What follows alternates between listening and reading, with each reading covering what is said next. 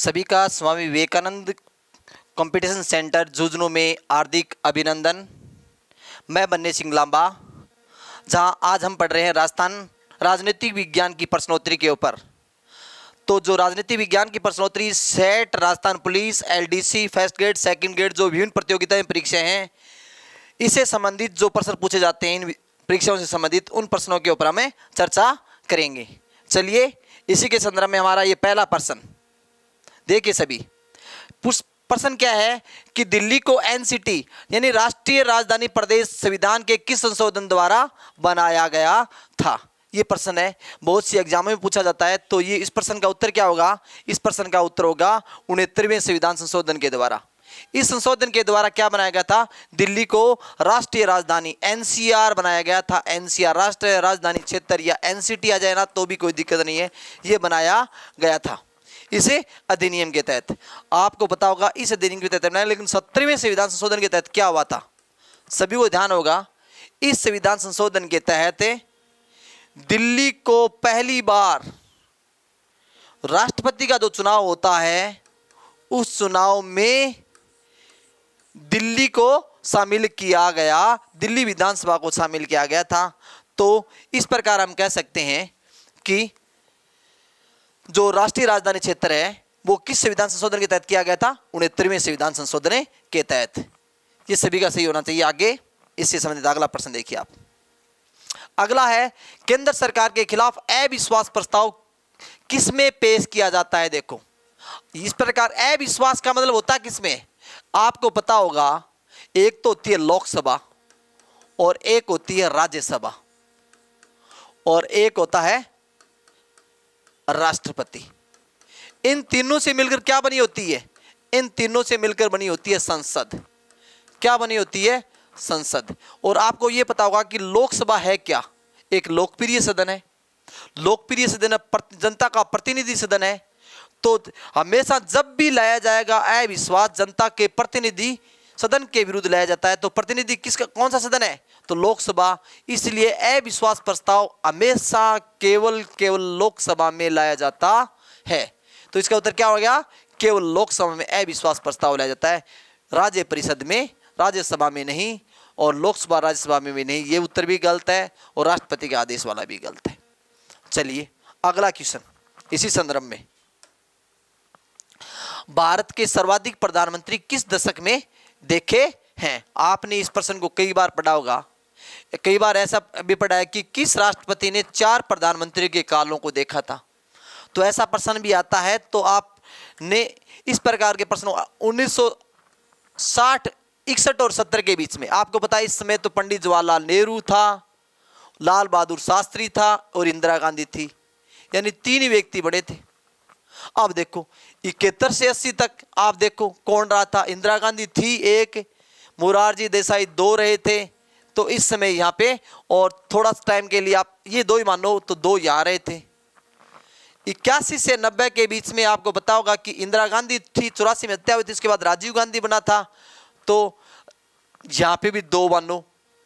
91 से 2000 यहाँ कई प्रधानमंत्री बने थे। तो हमारा उत्तर क्या होगा? 91 से 2000 यहाँ कौन कौन बना था? पीवी नरसिम्हा राव बना था, चंद्रशेखर बना था, अटल बिहारी वाजपेयी बना था। तो इस प्रकार हम कह सकते हैं कि सर्वाधिक प्रधानमंत्री 4 प्रधानमंत्री इस टाइम में रहे थे। तो हमारा उत्तर क्या आएगा? 1991 से 2000 के बीच में सर्वाधिक प्रधानमंत्री देखे गए। चलिए अगला क्वेश्चन। भारत के प्रथम उप प्रधानमंत्री का नाम क्या है? भारत का प्रथम, भारत में वैसे संविधान में उप प्रधानमंत्री के पद का संविधान में कहीं भी उल्लेख नहीं है। उप प्रधानमंत्री के पद का संविधान में कहीं भी उल्लेख नहीं है। तो अब तक भारत में उप प्रधानमंत्री कितने बने हैं? वो 6 जो प्रधानमंत्री बने हैं। अब देखो आपको ध्यान होगा, सरदार वल्लभ भाई पटेल पहले थे। पहले कौन थे? सरदार वल्लभ भाई पटेल, जो किसके टाइम बने थे? पंडित जवाहरलाल नेहरू के टाइम बने थे उप प्रधानमंत्री। फिर उसके बाद में उप प्रधानमंत्री इंदिरा गांधी के टाइम कौन बना था? मोरारजी देसाई बने थे। कौन बने थे? मोरारजी देसाई बने थे। मोरारजी देसाई के बाद अगर प्रधानमंत्री देखते हैं, उप प्रधानमंत्री देखते हैं, तो मोरारजी देसाई के टाइम बड़ा था चौधरी चरण सिंह।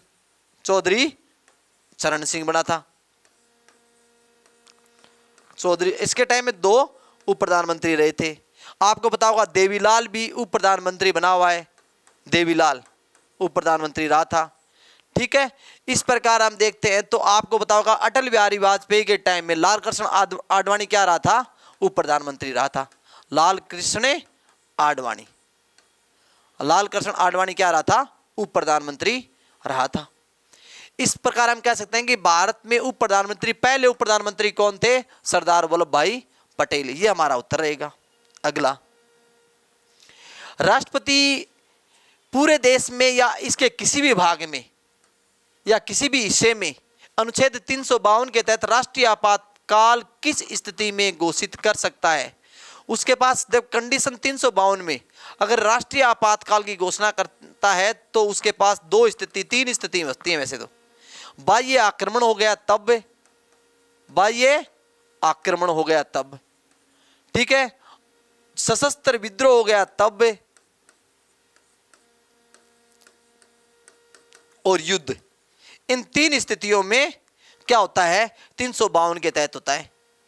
जबकि इससे पहले एक और स्थिति थी, कब थी, 44वें संविधान संशोधन से पहले आंतरिक अशांति थी। आंतरिक अशांति के आधार पर भी लगाया जा सकता था, लेकिन वर्तमान में इसको हटा दिया गया है। अब सशस्त्र विद्रोह के आधार पर ही लगाया जाता है। तो इनमें से कौन सा आता है, बाह्य आक्रमण सशस्त्र विद्रोह के आधार पर ही लगाया जाएगा, आंतरिक अशांति के आधार पर नहीं। तो इसलिए हमारा उत्तर क्या रहेगा, हमारा उत्तर रहेगा डी। डी हमारा राइट ऑप्शन है। तो डी हमारा क्या रहेगा, क्योंकि वर्तमान में आंतरिक अशांति के आधार पर नहीं लगा सकते। इंदिरा गांधी ने आंतरिक अशांति के आधार पर क्या लगाया था, 1975 में राष्ट्रीय आपातकाल की घोषणा कर दी थी। तो इसको मद्देनजर रखते हुए इस शब्द को हटा दिया उन्होंने। इसी आधार पे तो भारत में कभी भी लगाया जा सकता है आंतरिक अशांति के नाम पर। तो ऐसा कोई तानाशाही और प्रधानमंत्री न बन जाए इंदिरा गांधी की तरह, जो बार बार आंतरिक अशांति के आधार पर क्या लगा दे, आपातकाल लगा दे। इसलिए 44वें संविधान संशोधन द्वारा आंतरिक अशांति के स्थान पर सशस्त्र विद्रोह को शामिल किया गया था। तो सशस्त्र विद्रोह शब्द जो आया था ना, वो 44वें संविधान संशोधन के तहत आया था।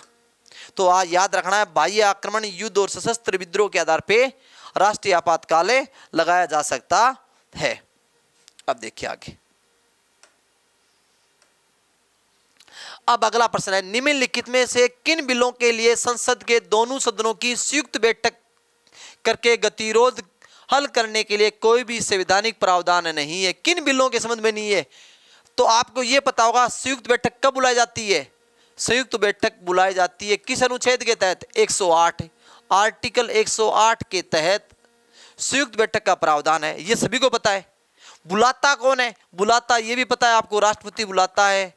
लेकिन ये बताओ अध्यक्षता कौन करता है, सभी कमेंट्स में बताओ कि संयुक्त अधिवेशन की अध्यक्षता कौन करता है। यानी आपके पास ऑप्शन रहते हैं सभापति, राष्ट्रपति, लोकसभा अध्यक्ष, प्रधानमंत्री। तो आपको बताना है कि इन चारों में से कौन सा है, ये कमेंट्स में लिख के भेजना। तो हमारा उत्तर प्रश्न क्या पूछा गया है, किस बिलों के संबंध में संयुक्त बैठक का प्रावधान नहीं है।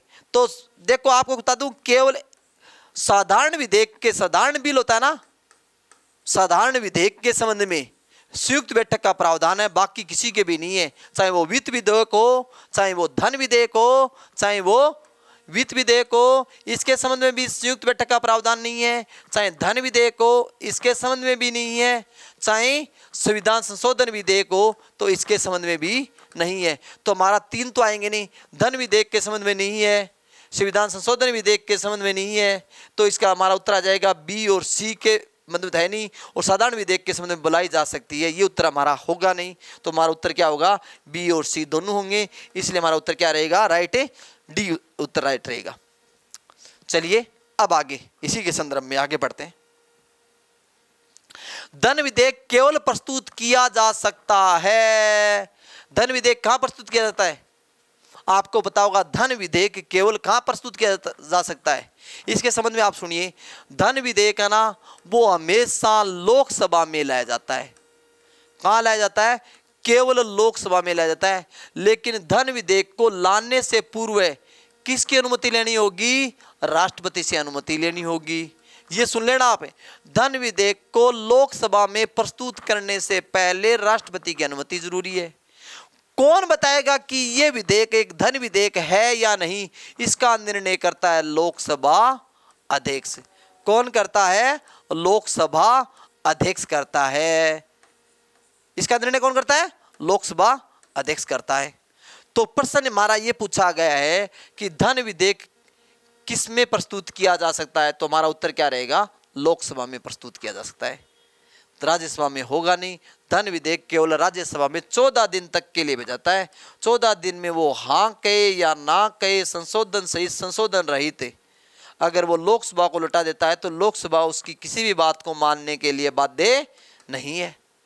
इसलिए कह सकते हैं पूरा धन विधेयक के संबंध में संपूर्ण निर्णय किसका होता है? लोकसभा का होता है। बाकी ये उत्तर होंगे नहीं। चलिए आगे,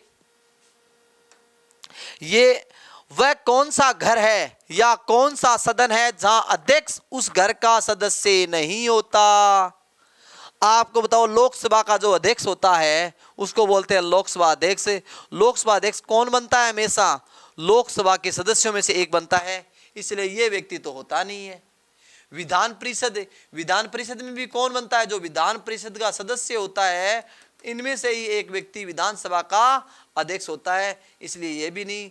और राज्यसभा का सभापति होता कौन है? आपको यह पता होगा, राज्यसभा का सभापति होता है उपराष्ट्रपति। कौन होता है?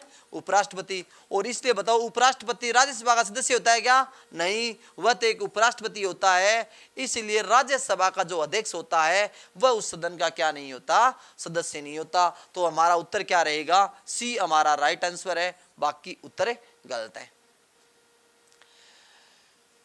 आपके जो अभी जो रीट एग्जाम होगी उसमें जो चैप्टर दे रखा है सामाजिक में, उसमें क्या क्या दे रखा है? मंत्री परिषद दे रखी है, राष्ट्रपति दे रखा है, यानी संसद के तीनों अंग दे रखे हैं। तो तीनों अंगों से जो प्रश्न संबंधित प्रश्न है ना, उन प्रश्नों की हम ऊपर चर्चा कर रहे हैं। इसलिए आप ध्यान रखो कि ये प्रश्न परीक्षा की दृष्टि से क्या है? उपयोगी है। अब आगे देखिए, संसद में किस वर्ष 61वें संविधान संशोधन अधिनियम द्वारा मतदाता की आयु 21 वर्ष से घटाकर 18 वर्ष कर दी गई? तो ये क्वेश्चन कई बार आया हुआ है। 61वां संविधान संशोधन किससे संबंधित है? तो ये प्रश्न बता दोगे तो आपको उत्तर क्या होना चाहिए कि 61वें संविधान संशोधन द्वारा मतदाता की आयु 21 वर्ष से घटाकर कितनी कर गई थी? 18। एक तो आपको ये याद रखना है, ठीक है। और कब की गई थी? आपको बताओगा ये किसके टाइम हुई थी? राजीव गांधी के टाइम हुई थी। और राजीव गांधी प्रधानमंत्री कब था? राजीव गांधी ने 61वां संविधान संशोधन करके ऐसा किया था, तो ये किया था 1989 में। कब किया था? 19। आपको बताया चिंतन में इंदिरा गांधी थी, थे नहीं। मोरारजी देसाई थे 78 में, ये नहीं। और ये 91-92 में कौन थे? पीवी नरसिम्हा राव थे। तो उत्तर हमारा क्या आएगा? 1989 में। क्यों किया था? राजीव गांधी सोचता था सबसे युवा प्रधानमंत्री आज तक कौन बना है? राजीव गांधी। और राजीव गांधी ने कहा, सोचा कि जो 21 से बीच में 18 के बीच में जो 3 वर्ष का जो गैप है उसमें बहुत से युवा हैं, और युवा हमेशा किसकी तरफ अट्रैक्ट होंगे? युवा की तरफ अट्रैक्ट होंगे। इसलिए उन्होंने जो मतदाता आयु है ना वो 21 से घटाकर कितनी की थी? 18 वर्ष कर दी थी। Thank you. चलिए आगे, भारतीय संविधान में के निम्नलिखित में से किस अधिनियम के अनुसार संसद में भारत के राष्ट्रपति और दोनों सदन शामिल है? ये देखिए आप, इंपॉर्टेंट। किस अधिनियम, किस अनुच्छेद में क्या आएगा? किस अनुच्छेद में संसद भारत के राष्ट्रपति और दोनों सदन शामिल हैं? तो किस अनुच्छेद में है वो बताना है आपको। आपको मैंने बताया था, एक शब्द याद रख लेना आप, इससे सभी चीजें याद हो जाएंगी। सरेला, सरला से याद कर लो आप। तो सरला से याद क्या करोगे? 79 में तो क्या है? 79 में तो संसद है। राज्यसभा कितने में? 80 में। और लोकसभा कितने में? 81 में। तो प्रश्न क्या पूछा गया है? संसद, संसद के तीनों अंग यहां शामिल होते हैं। यहां पे ये संसद है, संसद में क्या आएगी? लोकसभा, राज्यसभा और राष्ट्रपति। तो कौन से आर्टिकल में है? 79 में। 79 में ये तीनों सदन शामिल है, तीनों लोकसभा, राज्यसभा और राष्ट्रपति। तो हमारा उत्तर क्या रहेगा? ए हमारा राइट उत्तर रहेगा। तो ऐसे क्रम से याद करने का मतलब ये सह का मतलब संसद 79 में, राज्यसभा 80 में, लोकसभा 81 में। सरला से याद कर लेना, इजी वे में तीनों अनुच्छेद याद हो जाएंगे और इस प्रकार करोगे तो हमें आसानी से अनुच्छेद से संबंधित प्रश्न परीक्षा में हल कर देंगे। चलिए अब आगे। भारतीय संविधान के निम्नलिखित में से किस अधिनियम के अनुसार संसद में भारत के राष्ट्रपति और दोनों सदनों शामिल हैं? ये तो अभी आ गया, जस्ट है, 79 में है। चलिए नेक्स्ट अगला। हाँ, भारतीय संविधान की निम्नलिखित अनुसूची में से कौन सी राज्यसभा में सीटों के आवंटन से संबंधित है? सुनो, एक फॉर्मूला याद कर लेना सभी आप। एक फॉर्मूला बता रहा हूं मैं, सब स्पोर्ट्स, SPORTS, स्पोर्ट्स याद कर लेना। स्पोर्ट्स में कैसे याद करो? अनुसूची याद हो जाएंगे आपको। पहली अनुसूची, दूसरी अनुसूची, तीसरी अनुसूची, चौथी अनुसूची, पांचवी अनुसूची, छह अनुसूची। छह अनुसूची स्पोर्ट्स से याद हो जाएंगी। कैसे? एस का मतलब होता है यहाँ पे स्टेट, स्टेट का मतलब भारत राज्यों का संघ है। पहली अनुसूची में ये बात दे रखी है। एस का मतलब स्टेट, भारत राज्यों का संघ है। पी का मतलब होता है पैसा, PAISA, पैसा का मतलब होता है वेतन, है ना। जितने भी उच्च पदाधिकारी हैं, यानी लोकसभा का अध्यक्ष है, लोकसभा के सदस्य, विधानसभा के सदस्य, उच्च न्यायालय के न्यायाधीश, सभी जितने हैं उनके वेतन भत्ते कौन सी अनुसूची में है? 2 में। ये पैसा से याद कर लेना। ओ का मतलब होता है ओथ, OATH, ओथ का मतलब होता है शपथ है। ओथ का मतलब क्या होता है? शपथ है। कौन सी अनुसूची में है? 3 में। कौन सी अनुसूची में है? 3 में। आर का मतलब होता है राज्यसभा, राज्यसभा में राज्यों का प्रतिनिधित्व है, राज्यसभा में राज्यों का प्रतिनिधित्व है। ये पूछा गया राज्यसभा में राज्यों का प्रतिनिधित्व कौन सी अनुसूची में है? तो अपना उत्तर क्या आएगा? अनुसूची 4 में है। अब आगे, टी का मतलब होता है SC/ST, मतलब ट्राइबल एरिया। ट्राइबल एरिया में प्रशासन के बारे में बताया गया है 5वीं अनुसूची में। स्पेशल ट्राइबल एरिया, ST उल्टा चलो, स्पेशल ट्राइबल एरिया में प्रशासन संबंधित सूची है, वो आर्टिकल अनुसूची 6 में है। इस प्रकार से 6 अनुसूची हम स्पोर्ट्स से याद कर सकते हैं। चलिए आगे नेक्स्ट। लोकसभा का पहला स्पीकर था, प्रथम स्पीकर, लोकसभा का पहला स्पीकर कौन था? स्पीकर का मतलब लोकसभा अध्यक्ष कौन था पहला? तो कौन था बताइए आप? GV मावलकर। कौन था? GV मावलकर। वर्तमान में कौन है बताना है आप सभी को, वर्तमान में कमेंट्स करके बताना है कि वर्तमान में हमारे लोकसभा अध्यक्ष कौन है। और पहली महिला लोकसभा अध्यक्ष कौन बनी थी? मीरा कुमार। ये सभी को ध्यान होगा। तो वर्तमान में लोकसभा के अध्यक्ष कौन है और वो कहां से हैं, ये सब बातें बताना है आपको। वो कहां से, मतलब राजस्थान से हैं या राजस्थान में भी कहां से हैं, सब बताना आपको। कौन सी लोकसभा सीट से जीत के आते हैं, तो आपको लोकसभा अध्यक्ष के बारे में, स्पीकर के बारे में आपको बताना है, कमेंट्स में लिख के सभी को। चलिए नेक्स्ट। निम्नलिखित में किस शब्द का भारत के संबंधित, भारत के संविधान में कोई जिक्र नहीं है? किस, देखो कौन सा जो शब्द है ना वो उस भारत के, आपको बताया अटॉर्नी जनरल है साहब, अटॉर्नी जनरल भारतीय संविधान में है, सभी जानते हैं। नियंत्रण मालिका परीक्षक, ये भी है, सभी जानते हैं, क्योंकि अटॉर्नी जनरल का प्रावधान आर्टिकल 76 में है। नियंत्रण मालिका परीक्षक का प्रावधान 148 में है। बजट, आप सोचते हैं बजट, बताओ है या नहीं? बजट का कहीं पर भी वर्णन नहीं है भारतीय संविधान में। बजट के नाम के स्थान पर आर्टिकल 112 में क्या लिख रखा है? वारा लिखा, वार्षिक वित्तीय विवरण। क्या दे रखा है? वार्षिक वित्तीय विवरण। क्या दे रखा है? वार्षिक वित्तीय विवरण दे रखा है।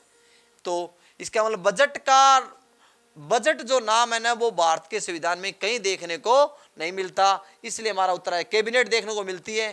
कैबिनेट का प्रावधान भारतीय संविधान में एक जगह मिलता है, वो मिलता है आर्टिकल 352 में, और कहीं पर भी कैबिनेट का भी जिक्र नहीं है इसके अलावा, 352 के अलावा। तो हमारा उत्तर क्या रहेगा? बजट।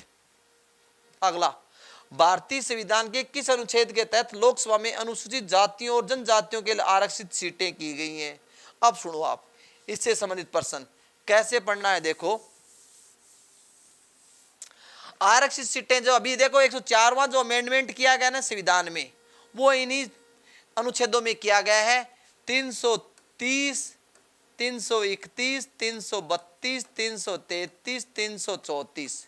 334 में क्या किया गया है, SC ST का जो आरक्षण है वो 70 वर्ष से बढ़ाकर कितना कर दिया गया, 80 वर्ष कर दिया गया। तो लोकसभा, ये पहला अनुच्छेद 330 किस है, लोकसभा में SC और ST का आरक्षण है। 331 में क्या है, एंग्लो इंडियन का मनोनयन का लोकसभा में। ये दो तो केंद्र सरकार के और ये 2 राज्यों का लगे।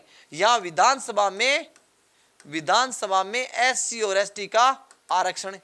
और 333 में क्या दे रखा है, एंग्लो इंडियन का मनोनयन का विधानसभा में, एंग्लो इंडियन का मनोनयन। तो उत्तर क्या आएगा, लोकसभा बार पूछा गया ना, तो 330। तो कौन सा आ जाएगा, 330 हमारा राइट आंसर होगा। आगे नेक्स्ट,